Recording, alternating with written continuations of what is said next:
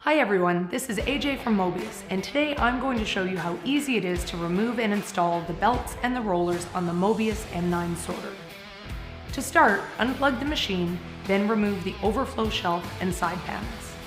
Next, locate the belt tensioner on the infeed side of the M9, pull out the adjustment plunger, and move the entire assembly up to the maximum height, which will take the tension off the belts.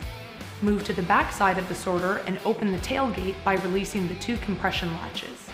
Working through the openings on the two ends and the tailgate, pull a belt away from the four rollers and out of the machine. As necessary, proceed with removing some or all of the rest of the belts in the same manner. Removing the rollers can be done with or without the belts in place. So long as there is no tension on the belts, it's easy to work around them.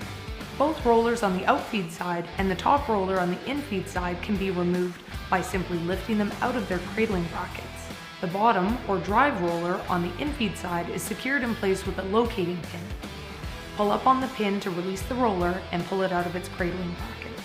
To reinstall the rollers and belts, simply reverse the process. Start with the belt tension assembly set to the highest position so that you have maximum slack to work with. Reposition the four rollers, ensuring the flat part of each shaft sits flush against the bracket and the locating pin on the drive roller is secured in place. To reinstall a belt, start by working it onto each of the four rollers, aligning it into the same channel on each roller. Once all of the rollers and belts are in place, pull the adjustment plunger and lower the tension assembly to the desired position. Close up the tailgate, replace the side panels and overflow shelf, and you're ready to get fired up again with your Mobius M9 sorter. For more information, including other instructional guides and videos, please visit us at mobiustrimmer.com.